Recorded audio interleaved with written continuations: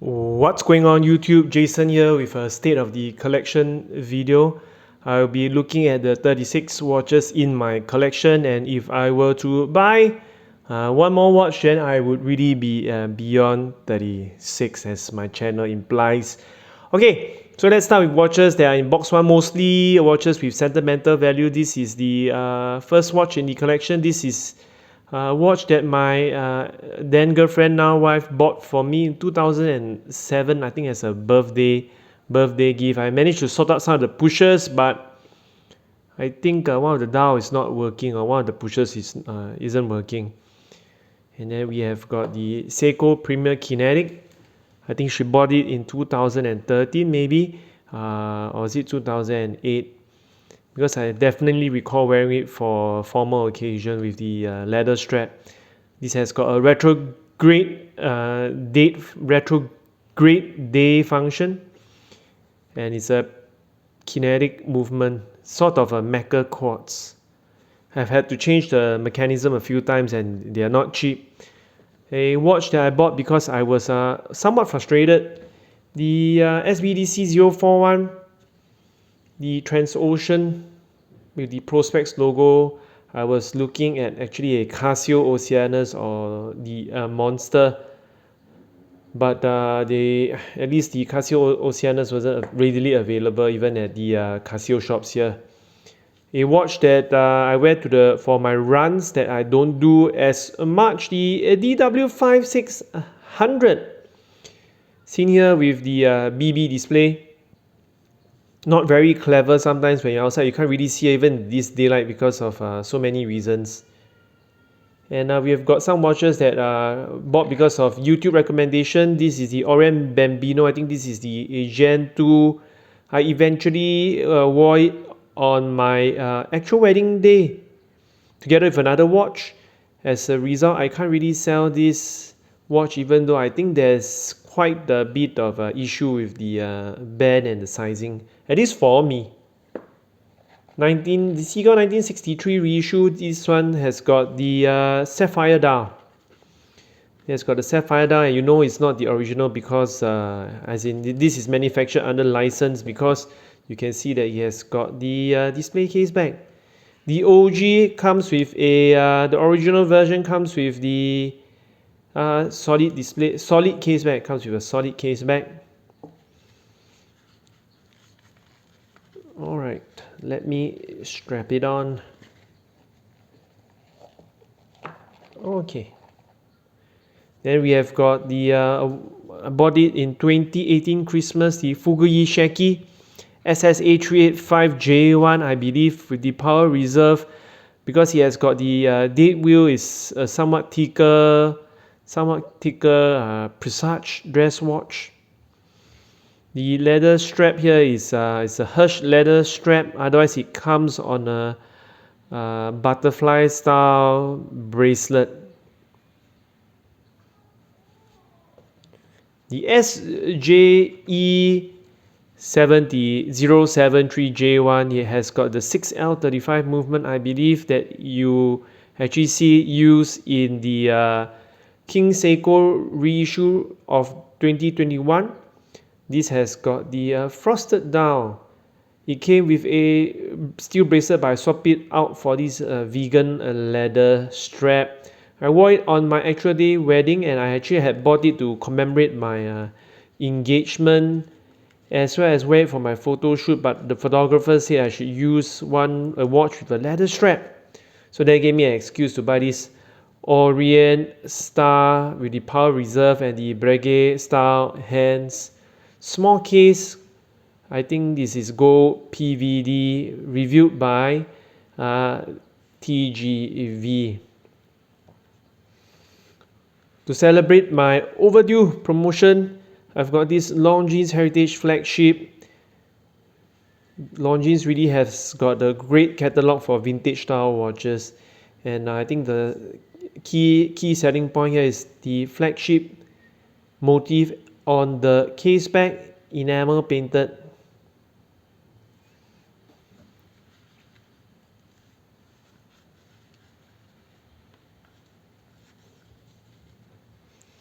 To support the Singapore micro brand, I got this Zelos GMT Horizons, but I probably will be looking at selling this because I think the novelty of a bronze watch is somewhat wearing off. It has got elaborate grade ETA 2893, a meteorite dial, came with a nice fancy box and another leather strap. But I think this tropical rubber strap is the best combination, especially it matches the outdoorsy weathered look. And to end off box one, we have got a watch that I bought for my birthday, the SBGA211, currently still the flagship model, the Grand Seiko Snowflake, soon to be usurped by the white birch. But the price differential of the white birch compared to this Grand Seiko is about 4,000-5,000 Singapore dollars, I believe. But if you have ever seen the white birch, is just a beautiful piece of work from Seiko. So let me put this aside and go to box 2. So box 2, increasingly in box 2 and box 3, you'll see watches without that much of a sentimental connection. This is a watch. This is the Citizen Fugu.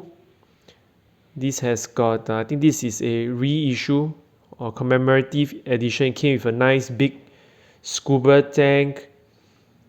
I like the white dial with the white markers, and the Seiko color. Seiko loom is a bit bluish tinge. And it's a left-hand drive. It's the only left-hand drive I've got in the entire collection.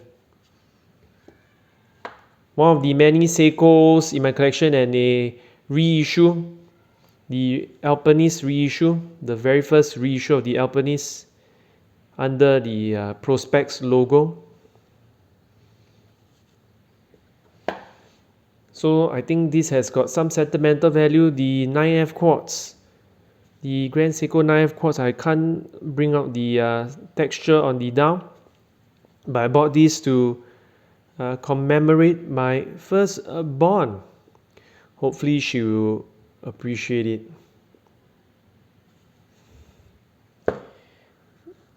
Then we have got the watch that Seiko produced for the hobbies, upgraded for the hobbies, with hacking hand winding and a cyclops as well as a ceramic bezel, the King Turtle grenade. I bought a bracelet for this, but I think the watchmaker flopped at sizing the bracelet. I probably have to go to another. I probably keep it as a backup and get the Seiko service center to get me the bracelet from Seiko itself. Not my proudest of acquisition. The Dinun stainless steel. The chromage. Okay, let's just show you how disgusting it is. Check out the case back. I probably need to send it back for a battery change in about 1 or 2 more years. So I'm trying to maybe I'll wear a face mask and some sunglasses to obscure my identity.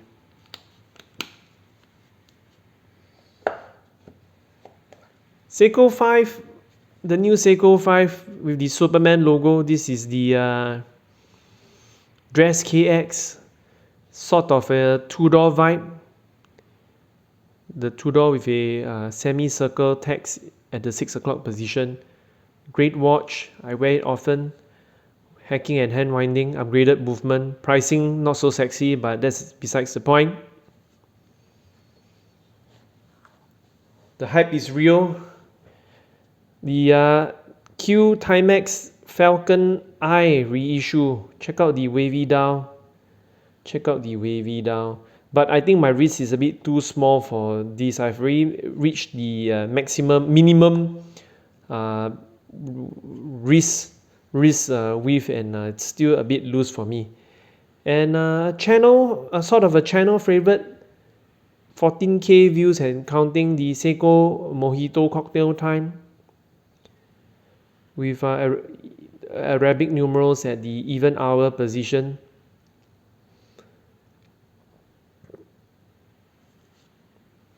One watch that I would probably be looking at selling fast to make space is this Orient future camera. Is it retro camera?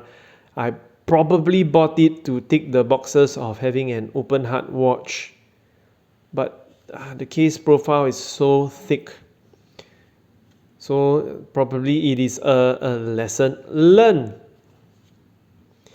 And yes, you do get to meet your heroes, and you won't get disappointed sometimes. This is the Casio Oceanus. This is the T200. So you can pair it up with your smartphone, Zaratsu polishing. Look at the finish of the indices that seem to float on the dial. I bought it from another person on Carousel, so it's a second-hand watch. So we're going to come to some of the more hasty purchases after the Casio Oceanus. We have got the Seiko 5 with the 5 shoe in the texture. I can't remember the reference number. And we have got this Explorer homage with the flat black dial.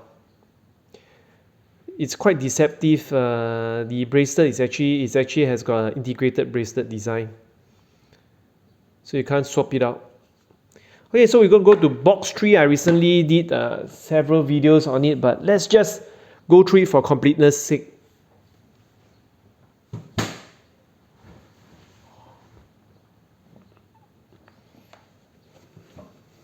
Oh, this is box 1.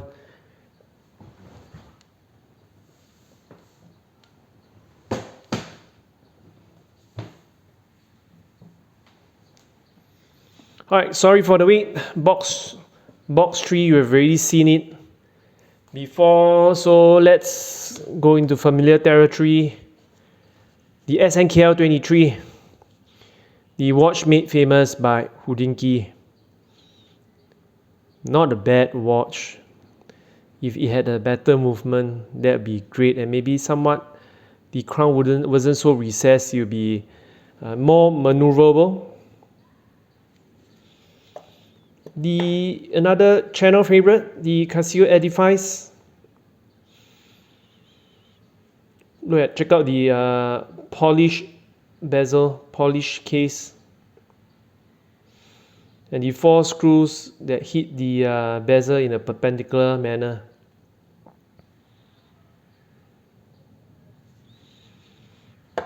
We've got a duplicate watch. This has got the Seiko 5 shoe on its dial, but in a silverish grey that we saw just about 5 watches ago. A seagull that I bought. If I were to sell this seagull, I'd probably take a very big hit. This has got the Nomos inspiration, as can be seen by the orange accented small second hand. A Shanghai Watch Company 7120 commemorative reissue.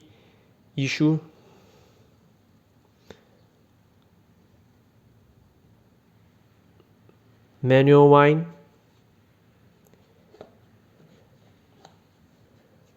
And a Casio Edifice Aquaterra homage, some might say. I wear it once in a while. The resale value on some of these watches, they're not really very good. I can expect to probably sell at half the price I acquired, even if the condition is excellent. This is a AW500, probably another watch I can wear until the band comes off. I just am a sucker for the BB display, even though it's not very practical. Another watch that I bought secondhand, but also be looking at disposing. This Stiletto. Not many opportunities to wear a dress watch these days. Some might argue that it's a bit too thin. Next, we have got one, the XS and XS. I'm not sure exactly which number is it, but I see prices of these OP homage increasing. I think this has got you can remove the bracelet, but it has got hollow end links. So it's somewhat of an upgrade compared to the Explorer homage that you see here, this time around in the white down. I'll probably offload the white and the silver grey Seiko 5s maybe 6 months down the road. King Seiko homage from Escapement Time. He is doing very well on this design. So if he can get a better hour, the indices, it will be great. The hour and minute hand is really very sharp. And lastly, we have got the Quo. The Quo 90001, no date, small second, quartz movement. The first model for Quo. So there you have it, 36 watches. There's not really much concluding thoughts. I hope you enjoyed the video so far. I'll be selling some of the watches so that I can make space for future acquisitions as well as future reviews. Alright, I hope you enjoyed this. I'll see you in the next one. Cheers.